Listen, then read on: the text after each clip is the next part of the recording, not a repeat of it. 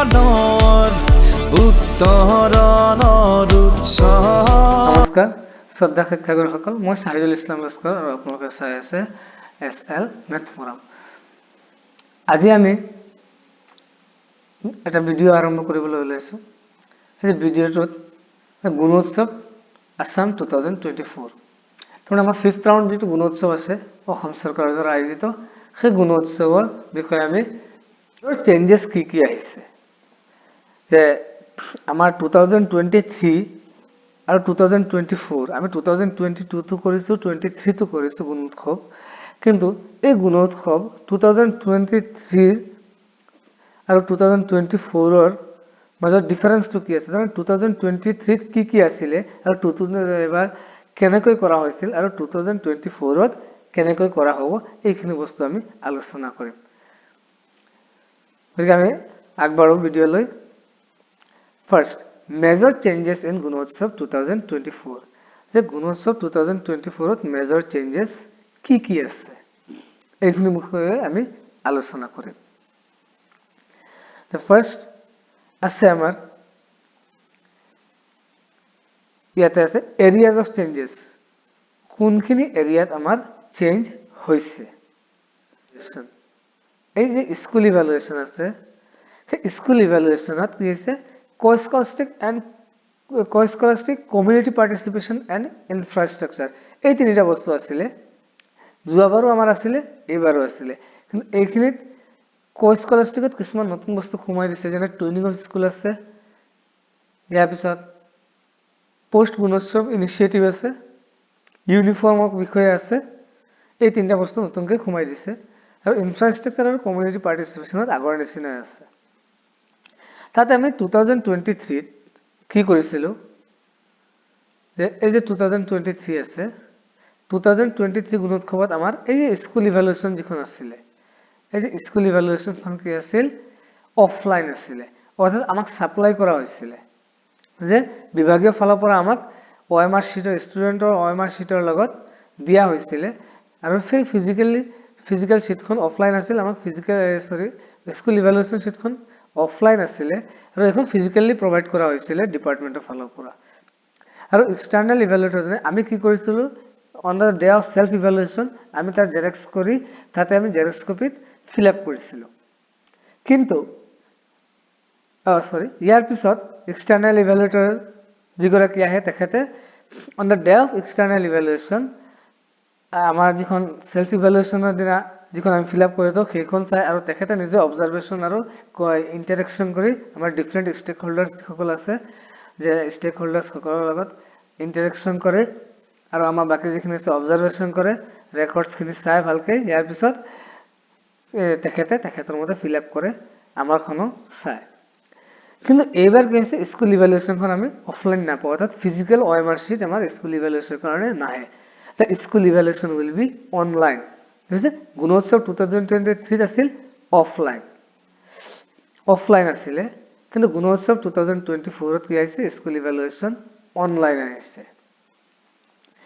আৰু সেই স্কুল ইভালুৱেশ্যনখন কি কৰিব লাগিব, আমি এক্সটাৰ্নেল ইভালুৱেশ্যনৰ 3 দিন আগতে অনলাইন মোডতে আমি ছাবমিট কৰিব লাগিব, আৰু সেই ছাবমিট কৰাৰ কাৰণে আমাক এটা পৰ্টেল দিয়া হ'ব, আৰু পৰ্টেলৰ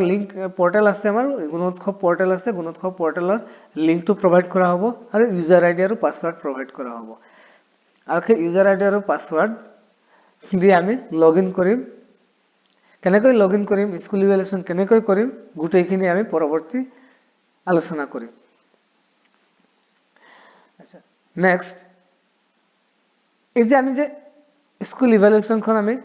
3 দিন আগতে ছাবমিট কৰি দিম, সেইখন ওৱান টাইমে আমি ছাবমিট কৰিব পাৰিম, ইয়াৰ পিছত আমি তাক কোনো ৰেক্টিফাই কৰিব নোৱাৰোঁ, অৰ্থাৎ আমি কোনো কাৰেক্ট কৰিব নোৱাৰোঁ। কিবা যদি ভুল হৈছে, ভুল হৈয়ে থাকিব, গতিকে আমি খুব কেয়াৰফুলি কৰিব লাগিব। সেইখিনি আমি পিছত আলোচনা কৰিম, স্কুল ইভালুৱেশ্যনৰ ওপৰত আমি বিশদভাৱে আলোচনা কৰিম। আমি যেতিয়া অনলাইন ছাবমিট কৰি দিম 3 দিন আগতে, ইয়াৰ পিছত on the day of external evaluation, যে এক্সটাৰ্নেল ইভালুৱেটৰে ভেৰিফাই কৰিব আমাৰ যিখিনি ইণ্ডিকেটৰ্ছ আছিলে আৰু ডেছক্ৰিপ্টৰ্ছ আছে, ইণ্ডিকেটৰ্ছ আছে, ডেছক্ৰিপ্টৰ্ছ আছে, সেইখিনি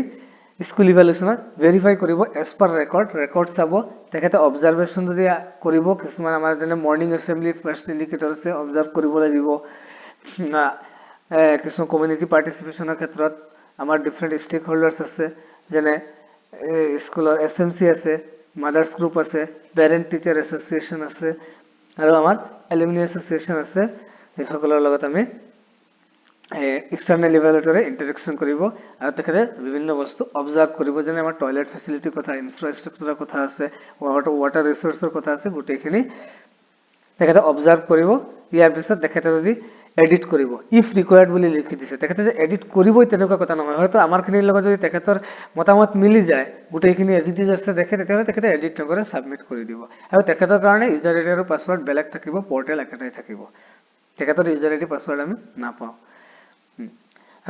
External evaluator will upload the verified edited school evaluation part finally in the same portal on the day of external evaluation. তেখেতে on the day of external evaluation এইটো কৰিবই লাগিব আৰু তেখেতে এইটো অনলাইন মোডতে কৰিব বাকি একো নকৰে আৰু এই যে স্কুল ইভ্যালুয়েশন আছে তাত only 10% মাৰ্কস পাব আপোনালোকে মানে 10% অৰ্থাৎ টোটাল মাৰ্কস আছে 30 ভিতৰত আপোনালোকে পাব 10% অৰ 3 মাৰ্কস পাব কাৰণ আমাৰ স্কুল ইভ্যালুয়েশনত স্কলাস্টিক আৰু কমিউনিটি পাৰ্টিসিপেশনত হে মাৰ্কস আছে বাট ইনফ্ৰাষ্ট্ৰাকচাৰত আমাৰ কোনো মাৰ্কস নাই তাতে ডেসক্ৰিপটৰস আছে ইন্ডিকেটৰস আছে কিন্তু মাৰ্কস নাই তাতে 11টা ইন্ডিকেটৰ আছে নেক্সট আমি চাও যে আৰু কি কি চেঞ্জেস আছে যে areas of change reading skill writing numeracy and basic mathematical operations এখানে আছে এটা রিডিং স্কিল আছে কইছে রিডিং স্কিলত কি কি চেঞ্জ হইছে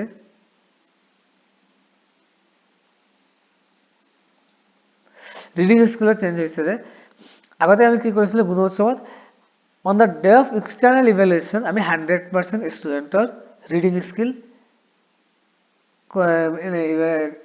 ইভ্যালুয়েশনটো কন্ডাক্ট কৰিছিল কিন্তু এইবাৰ কি হৈছে আমি 2024 গুণোৎসৱত দিছে যে on the day of self evaluation reading skill evaluation will be conducted on 100% of students on the day of self evaluation আমি self evaluation ৰ 100% student reading skill আমি লইলাম evaluation কৰিলাম আৰু তাৰ এই 100% ৰ ভিতৰত each ক্লাছৰ পৰা প্ৰতিটো ক্লাছৰ পৰা external evaluator 10% studentক randomly selection কৰিব প্ৰতিটো ক্লাছৰ পৰা আৰু তেখেতে randomly selection কৰি সেই reading skillৰ এটা assessment কৰিব কৰাৰ পিছত যদি তেখেত ষ্টুডেন্টৰ পাৰফৰম্যান্সৰ ওপৰত স্যাটিসফাই হৈ যায় তেখেতে আপোনালোকে যিখিনি মাৰ্কস দিব সেইখিনিৰ ওপৰত যদি স্যাটিসফাই হৈ যায় টেলি কৰি তেতিয়াহ'লে তেখেতে টিচাৰক পাৰমিশন দিব যে আপোনালোকে মাৰ্কসখিনি OMR sheetত এন্টাৰ কৰক কাৰণ ৰিডিং স্কিলখিনি ক্লাছ 1 to 5 লৈকে টিচাৰে এন্টাৰ কৰিব লাগিব আৰু যদি স্যাটিসফাই নহয় তেতিয়াহ'লে তেখেতে ক'ব যে আপোনালোকে ৰিইভালুয়েশন লওক সেম ৰাইটিং এন্ড নিউমাৰেসি ক্ষেত্ৰত কৈছে আগতে আমি কি কৰিছিল 20% আগতে writing and numeracy on the day of external evaluation হৈছিল আৰু তাতে এক্সটাৰ্নাল ইভ্যালুয়েটৰে কি কৰিছিল 20% স্টুডেন্ট প্ৰতিটো ক্লাছৰ পৰা randomly selection কৰি তেখেতে ৰাইটিং এন্ড নিউমাৰেসি বা basic mathematical operations writing and numeracy class 5 লৈকে হয় ইয়াৰ পিছত basic mathematical operation class 6 to 9 লৈকে হয় 20% স্টুডেন্টক তেখেতে ইভালুয়েট কৰিছিল কিন্তু এইবাৰ হৈছে কি তেখেতে প্ৰতিটো ক্লাছৰ পৰা randomly 5টা বা 6টাকে আনসাৰ কপিজ আনসাৰ স্ক্ৰিপ্ট তেখেতে চেক কৰিব চেক কৰি পেলাই যদি ইয়াতে তেখেত স্যাটিসফাই হৈ যায় তেতিয়াহ'লে ক'ব যে আপোনালোকে মাৰ্কসখিনি ভৰক এই মাৰ্কসখিনি আপোনালোকে OMR sheetত ফিল কৰক আৰু OMR sheetটো আপোনালোকে ফিল আপ কৰক আৰু যদি নহয় তেতিয়াহ'লে কেনেকৈ আছে তেখেতে সেই হিচাপত মাৰ্কস দি দিব তেখেতৰ হিচাপে মাৰ্কসটো আপোনালোকে ফিল আপ কৰিব লাগিব OMR sheetত এইখিনি আছিল আমাৰ major changes in school evaluation আৰু Gunotsav 2024 with compare to Gunotsav 2023 next school ইভ্যালুয়েশনৰ কাৰণে আমি এটা ধুনিয়া ভিডিও পৰৱৰ্তী পৰ্যায়ত বনাম আপোনালোকে পাই যাব আৰু সেইটো অলপ দীঘলীয়া ভিডিও হ'ব আৰু আপোনালোকে সেই ভিডিওটো চাব আৰু এইটো একেবাৰে সৰু ভিডিও আপোনালোকে চাব কি কি চেঞ্জেস আছে আশা কৰিছো এই ভিডিওটো আপোনালোকে চাই ভাল পাব আৰু যিখিনি চেঞ্জেস আছে এইখিনি বুজি পাব আৰু বাকিখিনি আপোনালোকে যদি ভিডিওটো ভাল পায় তেতিয়াহ'লে ভিডিওটো এটা লাইক কৰি দিব শেয়াৰ কৰিব যাতে আনও চাব পাৰে আৰু গুণোৎসৱৰ দিনা কাৰো যাতে কোনো অসুবিধা নহয় আৰু লগতে মোৰ চেনেলটো সাবস্ক্ৰাইব কৰি দিব আৰু নটিফিকেশন অন কৰি দিব যাতে ভিডিঅ'বিলাক আপলোড কৰাৰ লগে লগে আপোনালোকে প্ৰথমতে পাই যায়। ধন্যবাদ।